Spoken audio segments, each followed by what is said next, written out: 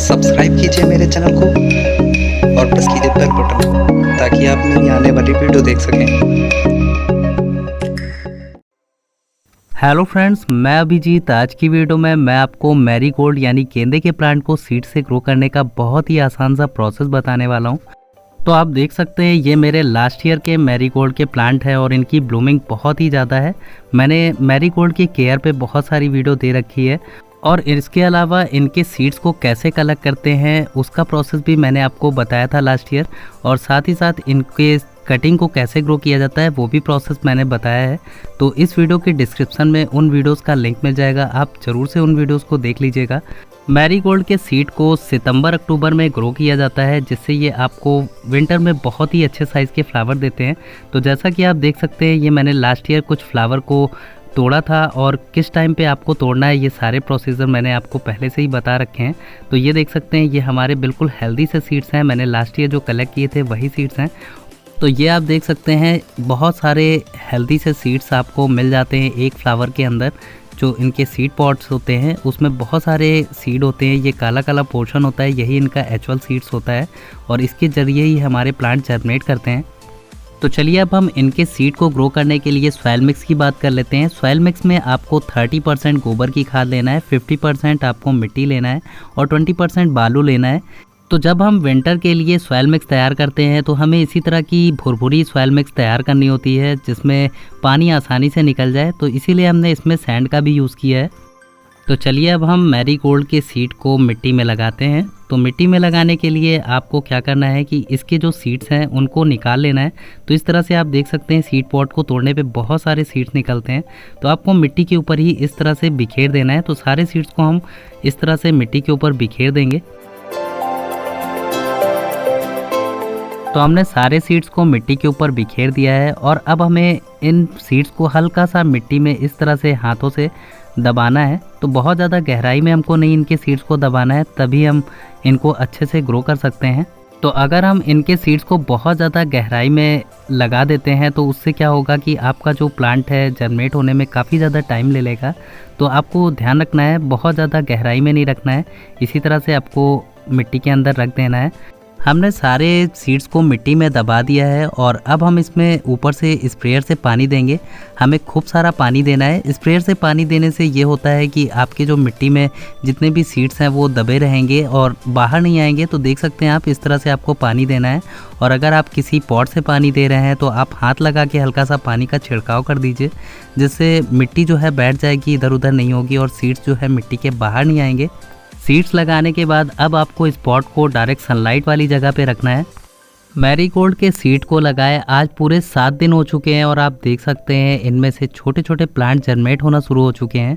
तो हमारे जितने भी सीड्स थे उनमें से लगभग छोटे छोटे प्लांट आना शुरू हो चुके हैं।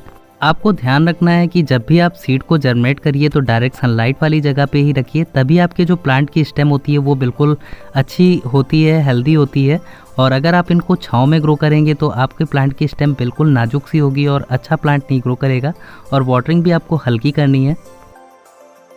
सीड्स को लगाए आज पूरे 9 दिन हो चुके हैं और आप देख सकते हैं मेरे जो जितने भी सीड्स थे उनमें से मैरीगोल्ड के छोटे छोटे प्लांट जर्मिनेट हो चुके हैं और जो प्लांट जर्मिनेट हुए हैं अब उनमें एक्चुअल लीव्स भी आना शुरू हो गया है। तो आपको ध्यान रखना है कि आप जब भी प्लांट को ग्रो करें तो इनको डायरेक्ट सनलाइट वाली जगह पे रखिए और पानी भी आप उतनी लिमिट में दीजिए कि इनकी जो एक्स्ट्रा वाटर है वो हट जाए। ज़्यादा पॉट में पानी होने से भी आपका प्लांट ग्रो नहीं करता है और सड़ने लगता है, तो इस बात का ध्यान रखना है आपको। तो ये आप देख सकते हैं मैरीगोल्ड का जो सीड था, डार्क वाला पोर्शन मैंने जैसा कि बताया था, काले रंग का जो पोर्शन होता है वही सीड होता है। तो इससे देख सकते हैं प्लांट कितने अच्छे से जर्मिनेट हुआ है। तो जितने ज़्यादा हेल्दी सीड्स होंगे उससे प्लांट का जर्मिनेशन बहुत ही अच्छा होगा। इनके सॉइल मिक्स को तैयार करते वक्त मैंने गोबर की खाद का यूज़ किया था। अगर आपको गोबर की खाद नहीं मिल पाती है तो आप उसकी जगह वर्मी कंपोस्ट का भी यूज़ कर सकते हैं। लेकिन जब सीड का जर्मिनेशन होने लगे तो आपको इसमें किसी भी तरह का फर्टिलाइज़र एक्स्ट्रा में नहीं देना है, नहीं तो आपके जो सीड्स हैं वो ख़राब हो जाते हैं। सीड्स को लगाए आज पूरे 12 दिन हो चुके हैं और आप देख सकते हैं सीड से जर्मिनेट हुए प्लांट में अब एक्चुअल लीव्स आना शुरू हो चुकी है। तो हमारा जो प्लांट है वो बहुत ही अच्छे से ग्रो कर रहा है।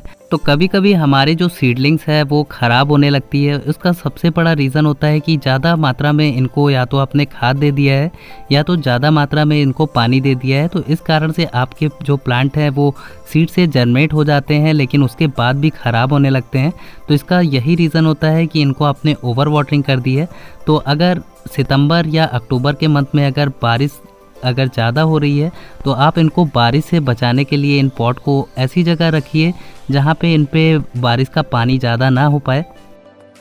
सीड्स को लगाए आज पूरे 15 दिन हो चुके हैं। तो आप देख सकते हैं हमारे जो प्लांट है उनमें सब में अब एचुअल लीव्स का साइज़ बढ़ने लगा है और धीरे धीरे हमारा जो प्लांट है वो बहुत ज़्यादा बड़ा होते जा रहा है। मैरीगोल्ड के प्लांट पे फ्लावर आने में लगभग 2 से 3 महीने का टाइम लगता है। कभी कभी ये 3 महीने पे फ्लावरिंग करने लगते हैं और कभी कभी ये लगभग 2 महीने बाद ही फ्लावरिंग करने लगते हैं। तो ये डिपेंड करता है कि आपने इसके लिए पॉट का साइज़ कैसा रखा है। तो मैंने बहुत सारे सीड्स को एक साथ ग्रो किया है। तो आप चाहें तो 2 या 3 सीड्स को एक पॉट में ग्रो करके उगा सकते हैं। मैरीगोल्ड के सीड को लगाए आज पूरे 20 दिन हो चुके हैं। तो आप देख सकते हैं 20 दिन में हमें काफ़ी हेल्दी प्लांट मिल जाते हैं और नर्सरी से ज़्यादा हेल्दी प्लांट आप ग्रो कर सकते हैं। तो जो मैंने सॉइल मिक्स आपको बताया है आपको उसी तरह की भुरभुरी सॉइल मिक्स तैयार करना है और भुरभुरी बनाने के लिए आपको इसमें थोड़ा सा बालू की क्वांटिटी मिलानी होगी। जैसा कि मैंने इसमें सैंड को मिलाया है, सैंड को ही बालू कहा जाता है। तो आप इसके लिए मोटी या पतली दाने की किसी भी तरह की बालू का यूज़ कर सकते हैं। और आप देख सकते हैं इनकी सॉइल मिक्स में मैंने हल्की सी नमी रखी हुई है जिससे हमारे जो प्लांट है काफ़ी हेल्दी ग्रो कर रहे हैं। आपको इसमें किसी भी तरह का अभी फर्टिलाइज़र बिल्कुल भी नहीं देना है। जब तक कि आपके प्लांट लगभग 8 से 10 इंच के नहीं हो जाते तब तक कि आप इसमें ऊपर से कोई भी फर्टिलाइज़र इंक्लूड मत करिए, नहीं तो आपके जो प्लांट हैं वो ख़राब होना शुरू हो जाएंगे। क्योंकि हमने इनको ग्रो करते वक्त एक्स्ट्रा न्यूट्रिएंट वैसे ही दे रखा है क्योंकि गोबर की खाद जो होती है इनके लिए बहुत ही बेस्ट होती है। तो फ्रेंड्स अगर आप मैरीगोल्ड के प्लांट को रिपॉट करने का भी प्रोसेस सीखना चाहते हैं तो मुझे कमेंट बॉक्स में कमेंट करके बताइएगा। तो मैं आपको इसका पार्ट 2 वीडियो दूंगा जिसमें इनको मैं रिपॉट करके भी आपको दिखा दूंगा। क्योंकि रिपॉट करना बहुत ज़रूरी है क्योंकि इतने सारे प्लांट अगर आप एक पॉट में लगाएंगे तो आपका जो कोई भी प्लांट है वो अच्छे से ग्रो नहीं करेगा। आपको ध्यान रखना है कि मैरीगोल्ड का जो प्लांट होता है वो काफ़ी बड़े साइज़ का होता है। तो लगभग 10 से 12 इंच के पॉट में 1 या 2 ही प्लांट को आप ग्रो करिए जिससे इनकी जर्मिनेशन अच्छी होगी। तो फ्रेंड्स मैरीगोल्ड के प्लांट को सीड से ग्रो करने का ये आसान सा प्रोसेस आपको कैसा लगा? अगर अच्छा लगा हो तो मुझे कमेंट करके ज़रूर से बताइएगा और चैनल पे नए हैं तो सब्सक्राइब कीजिएगा। आज के लिए इतना ही। Take care and bye bye.